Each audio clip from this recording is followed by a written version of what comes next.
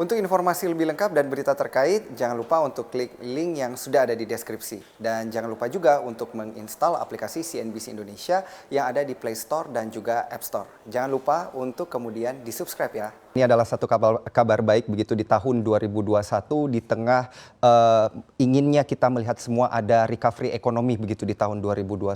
Namun sambil menanti hal tersebut kita tentu akan juga menantikan akan adanya 14 BUMN yang segera unjuk gigi di Bursa Efek Indonesia. Ada siapa saja dari 14 ini dan yang mana saja yang akan kemudian melakukan initial public offering di tahun 2021 ini. Karena menurut Wakil Menteri BUMN Pahala Nugraha Mansuri mengatakan bahwa di tahun 2021 ini akan ada 2 BUMN begitu yang melantai di Bursa Efek Indonesia di semester 2 2021. Langsung saja kita lihat di sini 14 emiten BUMN yang segera unjuk gigi di Bursa Efek Indonesia.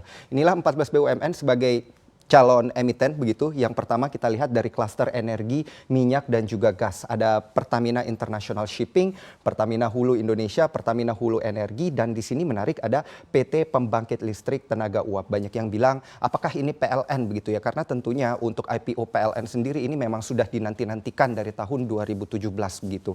Mantan Menteri BUMN, mantan Menteri ESDM maksud kami sebelumnya di 2017 pun juga sudah sempat mendorong PLN untuk melakukan IPO begitu. Kenapa demikian? Karena kita tahu bahwa PLN merupakan salah satu BUMN begitu yang asetnya terbesar di tanah air. Kurang lebih di tahun 2020 aset daripada PLN berada di kisaran 1.600 triliun rupiah. Bahkan jauh lebih besar daripada Bank BRI yang sudah melantai di Bursa Efek Indonesia yang asetnya berada di kisaran 1.511 triliun rupiah berdasarkan catatan keuangan di kuartal 1 2021. Nah, ada satu klaster energi, minyak dan gas di sini yang tidak saya masukkan karena akan menjadi satu slide khusus nanti di belakang akan saya jelaskan karena akan menjadi satu emiten begitu yang IPO begitu di tahun 2021 ini direncanakan begitu ya, dan semoga tentunya ini benar-benar terjadi. Ada klaster industri kesehatan yaitu Indonesia Healthcare Corporation dari sisi kesehatan, dan yang inilah yang menjadi pertanyaan bagi para investor juga. Bio Farma dikatakan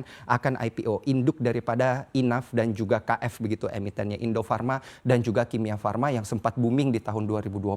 Ini terkait juga tentunya dengan pemberitaan vaksin. Tetapi yang perlu kita perhatikan di sini, ada berapa besar begitu ya total daripada aset yang dipegang oleh induk daripada KF dan INAF sendiri. Berdasarkan keterbukaan informasi dari Bursa Efek Indonesia, kami menghitung kurang lebih ada sekitar 20 hingga 21 triliun rupiah apabila KF dan INAF ini asetnya digabungkan menjadi satu begitu. Sehingga ini akan menjadi satu pertanyaan, apabila benar-benar IPO, berapa nanti nilai yang kemudian akan menjadi target daripada IPO Bio Farma sendiri? Bisakah jumbo atau mencapai angka 1 triliun rupiah? Ini tentu nanti akan dinantikan begitu oleh para investor. Dan juga Anda pasti tentunya berpikir dengan BUMN begitu, yaitu perusahaan badan usaha milik negara begitu yang sudah IPO di Bursa Efek Indonesia, tentu akan menjadi semakin transparan nantinya begitu ya. Jadi Anda bisa melihat bagaimana benar-benar kinerja daripada perusahaan-perusahaan milik negara ini atau plat merah ini menunjukkan hasil laba dan juga pendapatannya dari kuartal ke kuartal sehingga semakin transparan dan terbuka untuk publik. Selain itu diharapkan juga tentunya dengan keterbukaan ini akan mendorong para BUMN untuk semakin meningkatkan kinerjanya di tahun-tahun berikutnya. Nah, ini kita lihat lanjutan daripada 14 BUMN sebagai calon emiten. Ada dari klaster jasa keuangan yaitu PT EDC and Payment Gateway, ada dari klaster industri pangan dan pupuk yaitu Pupuk Kaltim yang mengatakan bahwa sudah merencanakan belanja modal atau capital expenditure sebesar 35 triliun rupiah. Nah, ini menjadi menarik. Apabila capital expenditure-nya saja sudah berada di kisaran 35 triliun rupiah dan nantinya akan IPO, berapa besar dana yang akan menjadi target daripada IPO Pupuk Kaltim ini? Apabila bisa sampai di kisaran triliunan rupiah begitu, 1 triliun rupiah atau 1 miliar dolar Amerika Serikat, sekitar 14 triliun rupiah, ini tentu akan menjadi sangat jumbo begitu ya untuk IPO di tanah air, terutama apabila bergerak di bidang industri pangan dan juga pupuk. Dan juga di sini kita melihat ada klaster jasa telekomunikasi dan media yaitu PT Telkom Data Center, di mana PT Telkom Data Center ini adalah anak usaha dari Telkom. Kemudian ada satu juga di sini satu anak usaha Telkom yaitu Mitratel yang kami akan bahas bahas secara khusus karena akan melantai di bursa dikatakan direncanakan akhir tahun 2021 ini. Dan inilah klaster yang terakhir, yaitu klaster industri mineral dan batu bara di sini, di mana ada Inalum Operation, ada Inalum atau Mine ID begitu. Dan juga yang terakhir ada logam mulia yang akan melantai di Bursa Efek Indonesia. Menarik juga kalau kita perhatikan di sini Mine ID begitu atau Inalum di sini yang akan melantai di bursa, seberapa besar sebenarnya aset yang dimiliki oleh Inalum begitu. Kalau kita hitung dari kepemilikan aset dari anak-anak perusahaannya. Kalau kita lihat anak perusahaan yang sudah melantai di Bursa Efek Indonesia ada Antam, Inco, Tins, dan juga ada PTBA begitu ya yang sudah melantai di Bursa Efek Indonesia. Kita tambahkan lagi juga ada Freeport yang sudah divestasi dimiliki oleh Indonesia begitu 51%, maka total daripada aset keseluruhan anak usaha ini berada di kisaran 200 triliun rupiah begitu, sehingga ini juga akan sangat dinantikan begitu oleh para investor. Berapa besar dana yang ingin diraih oleh Inalum nantinya apabila ingin IPO, dan di tahun berapa kemudian akan melakukan IPO begitu. Karena tentunya para investor di sini harus benar-benar merogoh kocek begitu untuk kemudian memiliki saham daripada Inalum apabila menjadi emiten nantinya. Nah, kita lihat di sini yang akan langsung kita bahas secara khusus IPO PT Pertamina Geothermal Energy begitu atau PGE, yang ini juga sebenarnya sudah dinanti-nantikan oleh para investor.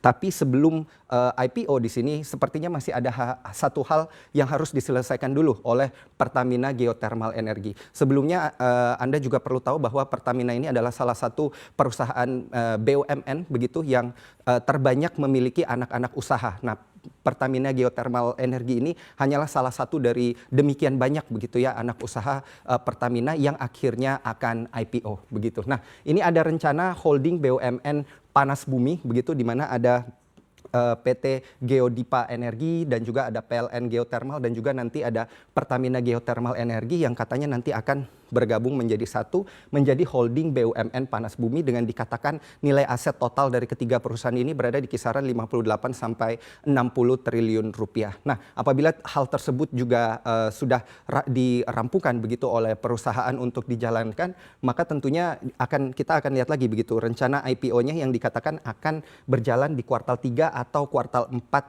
di tahun 2021 ini. Kalau kita sedikit menghitung-hitung begitu berapa nilai aset daripada PGE ini atau Pertamina Geothermal Energy. Total asetnya di tahun 2020 di sini dikatakan berada di angka 35,98 triliun rupiah, sehingga di sini Anda sudah dapat mempertimbangkan begitu apabila bergabung dari tiga perusahaan ini menjadi satu holding, maka PGE ini adalah yang terbesar begitu dari ketiganya, di mana pendapatan di tahun 2020 di sini berada di kisaran 9,3%, cukup besar apabila kita melihat perbandingan dengan total asetnya. Dan target raihan dana IPO yang ditargetkan nanti di akhir tahun 2021 apabila jadi adalah kisaran 500 juta dolar Amerika Serikat atau kisaran 7 triliun rupiah. Ini tentunya menarik untuk dinantikan oleh para investor. Kejutan-kejutan apa lagi menjelang kemudian IPO PGE yang akan terjadi di akhir tahun 2021 ini. Nanti kita nantikan. Dan yang terakhir di sini kita lihat ada IPO PT Daya Mitra Telekomunikasi atau Mitratel yang tentunya juga sudah dinanti-nantikan, bahkan sangat dinantikan oleh para investor semenjak tahun-tahun lalu begitu ya. Kita mendengarkan bahwa menara sempat terjadi pembelian menara begitu ya dari Mitratel, dari Telkomsel ke Mitratel begitu, di mana pada saat itu Mitratel membeli kisaran 6.000 menara sehingga total menara daripada Mitratel sendiri menjadi 22.050 menara. Ini adalah total menara terbanyak begitu di tanah air, bahkan mengalahkan tower bersama infrastruktur dan juga sarana Menara Nusantara begitu ya. Di mana nilai asetnya di sini adalah 23,3 triliun rupiah dan JP Morgan pernah menghitung enterprise value-nya berada di kisaran 2,3 miliar dolar Amerika Serikat hingga 3,9 miliar dolar Amerika Serikat. Untuk perhitungan earning before interest, tax, depreciation dan amortization sendiri berada di kisaran 4,3 triliun rupiah dan target raihan dana IPO di sini tidak main-main, 1 miliar dolar Amerika Serikat atau kisaran 14,6 triliun rupiah dan direncanakan nanti untuk IPO-nya di semester 2 tahun 2021. Nah, ini menarik.